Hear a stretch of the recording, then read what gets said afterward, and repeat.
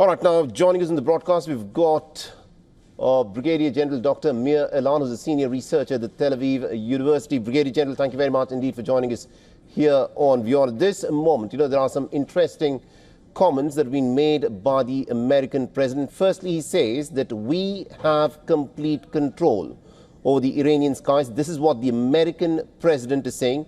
He also says that we know where Ayatollah Ali Khamenei is, but we will not kill him at the moment. In your assessment, because you are joining us from Israel, give us a sense of how deeply the American involvement is in this war. Well, excuse me. The American involvement is quite broad, no doubt about that. Defensively, in terms of intelligence, logistics, command and control. And we are very appreciative about that. It's very important for us. And as you know, as is stated in your program, the question now is, as far as the next stage is concerned, to what extent the American involvement will be broadened to other aspects. Of course, I don't know what will happen in the future, and I think that the Americans know exactly what is best for them, what suits their interests in the best manner.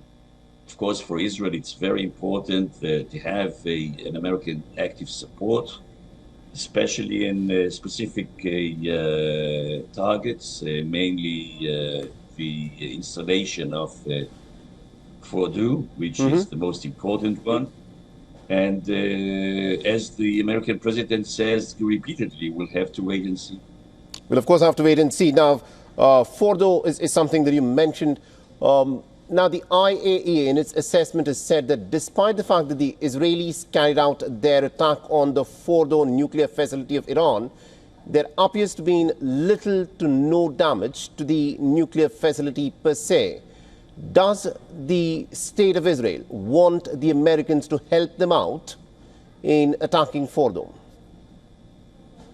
Well, again, I think that the issue of the Iranian nuclear program has been discussed between Israel and the Americans for years now. We know exactly what the situation is right there. They know exactly what we aspire to achieve. Right. And the two sides, also the Americans and the Israelis, know exactly what damage, if any, has been taking place in Fordo. But I want just to make one point very, very clear. Fordo is very important to the nuclear program of Iran. There is no doubt about that. But we have to remember it's not all about the nuclear program. It's not all about the nuclear program.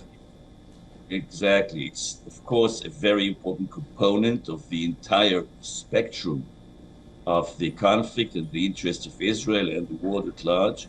But we have to remember that we also have at least two other needs and demands as far as any kind of a deal can be constructed between the sides in this war. Number one, this whole issue of ballistic missiles and the capacity, a very vast capacity, robust capacity of the Iranian to hit targets around Iran in a range of more than 2,000 kilometers, which puts not only Israel in a targeting position, but also other very important countries, including in Europe, in Asia, etc., etc.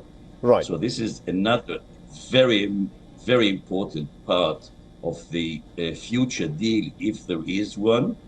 Right. And this third thing is the activities, the terrorist activities of the Iranians in the region, with their proxies that have now been weakened, of course, but still we understand that the Iranians still have a capacity to bring them back to some kind of an activity, which is also very important. We need to assure that Iran stops any kind of actions, terrorist actions in the region, destabilize the region, etc., etc. All right. I So, think you've I mean, made a number of important points. Brigadier, I think you've made a number of important points here, but I want to touch upon something very important that you said, that this is not just about the Iranian nuclear program. The Israeli Correct. Prime Minister Netanyahu has made it abundantly clear that what he's looking for as a part of this war that he started with Operation Rising Lion is that he wants to bring about a regime change. And with the American president now having put out on social media saying that it would be easy for the Americans to take out Ayatollah Ali Khamenei, I want to ask you this. Ayatollah Ali Khamenei is 87 years old. There is a clear line of succession. The person who will replace Ayatollah Ali Khamenei is probably already there in the ranks. So what will regime change accomplish for the Israelis and for the Americans? Well, first of all, I want to say that regime change is a major challenge. Even if Israel is interested in a regime change in Iran, this will not be done exclusively or mainly by military means. Right. It is the job of the Iranian people. And it's not just a matter of replacing one leader with the other. You're absolutely correct that there is already a person who replaces the present leader if something happens to him. But this is not the issue. The issue is the regime. Right. The issue is the ideology. The issue is the organization. Right. The issue is the intentions and the plans. All right. And we have to understand that this is something that hampers All right. the stability and the prosperity of the Iranian people as much as it disturbs peace and tranquility and stability in the Middle East in its broader sense.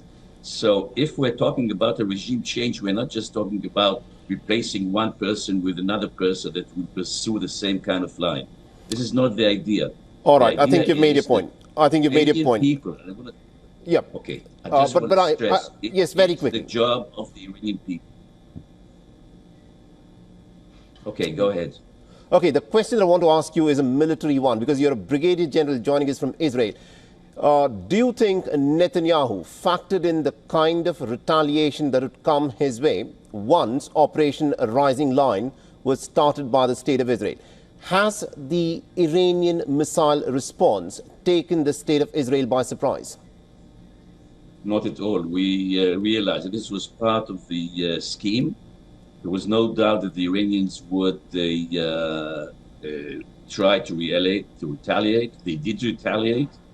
Fortunately, our Air Force manages to control most of these relevant sites and the skies in the western part and the central part of Iran.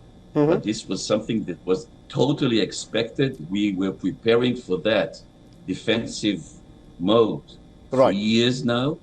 And I think that the results speak for themselves.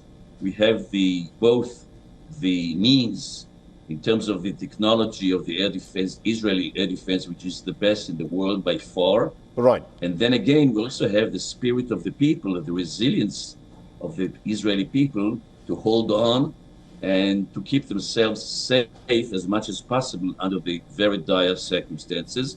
But absolutely, it was considered, it was prepared. All right. So we are not surprised by this particular part of the book. All right. Now, you're saying that you were not surprised, but, in the course of the last 7 decades that the State of Israel has been in existence, never have we witnessed the kind of devastation that has been wreaked by the Iranian ballistic missiles, despite the fact that there is a clear disparity between what the Iranians are capable of and what the Israelis who are backed by the Americans are capable of. The level of destruction that has been wreaked in cities such as Tel Aviv and Haifa, where, according to reports, the Mossad headquarters has been hit, where the Israeli IDF's headquarters has been hit. What do you think this has done to the image of invulnerability that the Israelis had built up over the course of the last several decades? Well, we understand completely that the situation is a very serious situation, that the Iranians still have, even 5-6 days after the start of the war, still they have a very robust kind of capacity to hit Israel and to cause damage. There is no doubt about that. But so far, in respect of the preparations and the assumptions and evaluations of the Israeli military, Right. as to what is expected in terms of damage and fatalities. Even though the situation is quite serious, we are still far, far away from the predictions, and we are very much inside the context of our capacity to do that, to defend ourselves. So absolutely, we will continue to work very, very hard. This is the job mainly of the Air Force and the other elements, to limit the capacity of the Iranians to hit our rear. We are working on that. Their capacity has been diminishing in the last few days. I mean, today is much better than it was tomorrow, etc., etc. Right. And we hope that we will be able to bring the level of threat to the minimum. It doesn't mean that we will be able to close our territory and our skies hermetically. This is not the case. This is not possible. But I think that we have to understand that compared with the potential threat and compared with the estimations as to what can happen, we are very much in a secure situation. All right. Now, another thing that a lot of military experts are talking about is that, yes, Israel has a multi-layered, very robust air defense system. You've got the Iron Dome, you've got the David Sling, and you've also got the Arrow air defense systems that have all been in use to try and bring down the Iranian ballistic missiles, and they've done a very credible job. But the fact is also this: every single one of these interceptors is estimated to cost about $30,000 to $50,000 a pop. And replacing this is not going to be easy. With that being said, how long do you think the Israeli interceptor missiles will actually be in play? For how many days can you continue to keep shooting down the Iranian ballistic missiles? Well, let's put it this way. Number one, you're absolutely correct that the war costs a lot of money. You have to remember that we are already in a war in different ways, of course, since October 7th of 2023, which is extremely costly to the Israeli economy. And also presently what's happening is, as you described, you're absolutely correct.